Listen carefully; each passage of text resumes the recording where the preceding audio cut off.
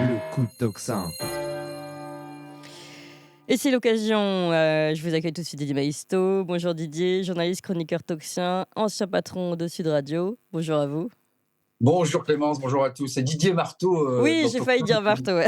Oui, je me qui suis enfonce les clous. Donc mettez bien vos clous et vos pouces, et retirez vos pouces pour pas vous faire mal quand même, hein. exactement. Allez, je suis très heureuse et je profite de cette chronique où vous vouliez revenir sur le discours de politique générale de Michel Barnier pour vous faire un résumé à vous tous, chers amis. Donc, notre Premier ministre a prononcé hier son discours devant les députés. Ça a duré 1 heure et demie devant une Assemblée nationale, on peut le dire, chahutée, notamment par LFI. Le chef du gouvernement a dévoilé les grands chantiers de son gouvernement et surtout, la grande question était celle de la maîtrise des comptes publics.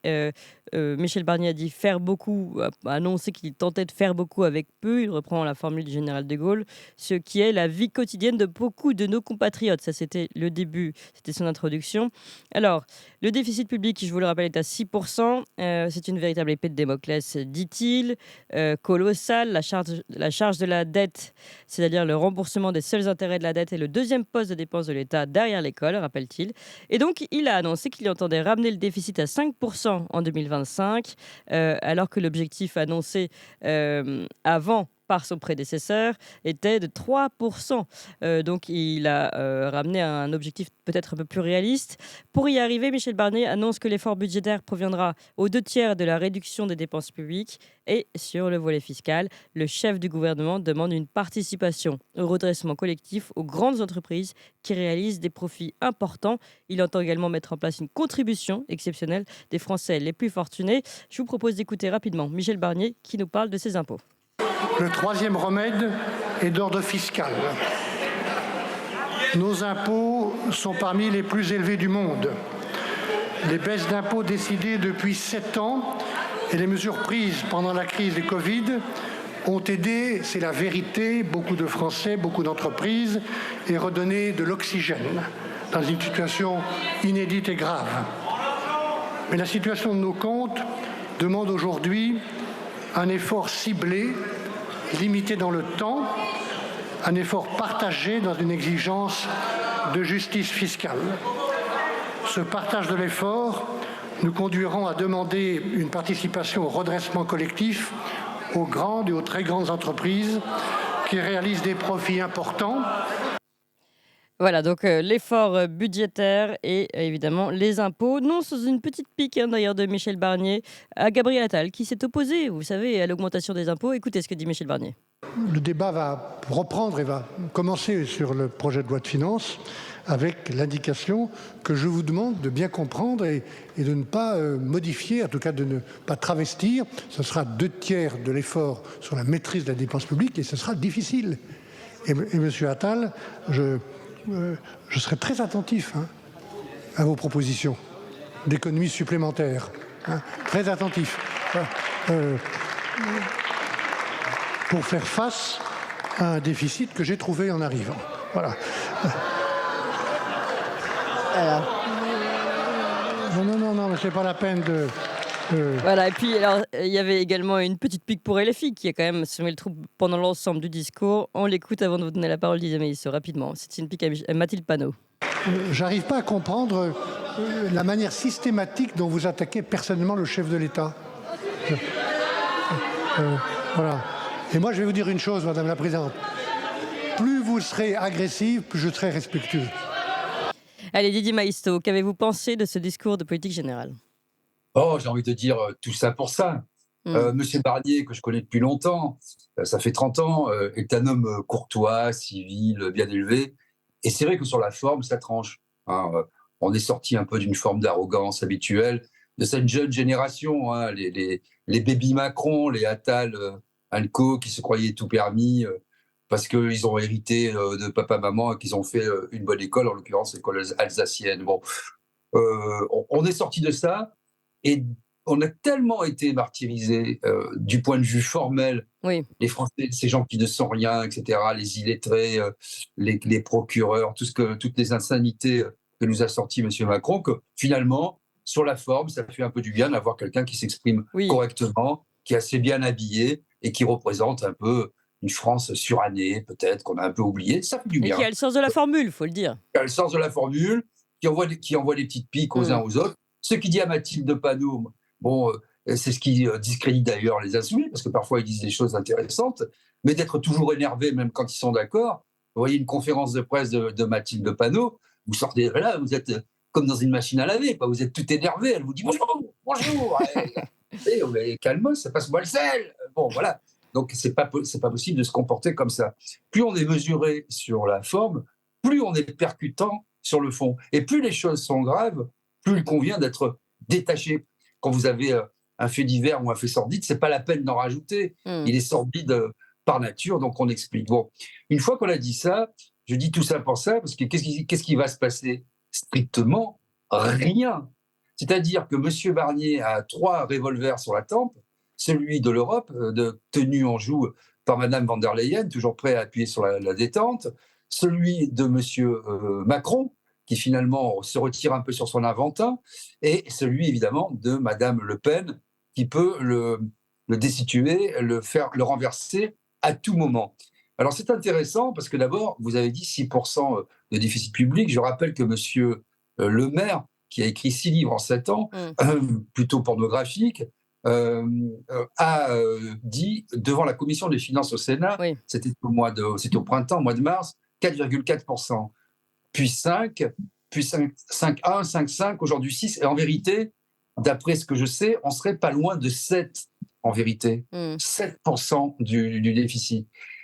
Quand il dit le deuxième poste de dépense, si on ajoute le hors-bilan, etc., en réalité, c'est le premier poste de dépense de l'État. Alors, quand on fait ça, il y a des manières de faire. Si on taille dans les dépenses, soit on essaie d'augmenter les recettes, et là, on est dans le nid. On est dans le en même temps, c'est-à-dire qu'il va un peu plus grever les services publics, c'est ça qu'il est en train de nous dire. Il va encore détériorer le service public. Je rappelle que nous sommes, selon les classements, allez, je vais être le plus dépréciatif possible, la 7e puissance mondiale, que nous sommes les champions des prélèvements mondiaux, des prélèvements obligatoires, et que les Français, de façon légitime, se demandent où passe leur argent, quoi. Parce que c'est pas possible de se comporter comme ça. Alors, une fois qu'on a dit ça, on arrive à un moment clé. Que va-t-il se passer? On peut imaginer que ce parti LR arrivé dernier, avec un Rassemblement national qui fait 11 millions de voix, un nouveau Front populaire qui en fait, je ne sais pas, un peu plus de 8, mettons en tout, il y a 20 millions de voix, et avec un scrutin majoritaire à 2 tours, donc normalement le nouveau Front populaire devrait être aux commandes. Ou si on voit les voix, on dit on n'est pas légaliste, on est plutôt légitimiste, etc. Il faudrait que ce soit le Rassemblement national. On dit il doit y avoir la révolution, quoi. Ils vont tout de suite renverser ce gouvernement. Bon, on apprend quoi? Mais ça, on l'avait dit avant. Qu'il n'y aura pas de motion de censure après son discours de politique générale, même si en fait, il ne dit rien de plus que M. Macron. Parce qu'en fait, il joue les supplétifs de M. Macron. C'est-à-dire, il fait ce que M. Macron a toujours fait et il vient combler les trous. Bon, après la réforme des retraites, on ne sait pas trop. Moi, je vous fiche mon billet qu'après la réforme les discours sur l'abrogation de la réforme des retraites dans la niche du Rassemblement national le 31 octobre, il ne se passera rien. Personne, LFI ne va pas la voter, les socialistes ne vont pas la voter, ils l'ont déjà dit. On pourrait se dire, tiens, là, puisqu'il y a 91% des actifs, 75% des Français qui sont contre, les soi-disant représentants vont renverser ce gouvernement. Pas du tout. Pourquoi? Parce que ce qu'attend le Rassemblement national, c'est que M. Barnier, il a fait un petit signe hier en ce sens, mettre en place le scrutin proportionnel. Et à partir de là, Marine Le Pen pense qu'elle va le maintenir en vie tant qu'elle a l'espoir d'avoir le scrutin proportionnel, avec une prime majoritaire sans doute, parce que ce qui intéresse le Rassemblement national, c'est demain. Ce qui intéresse M. Macron, c'est demain.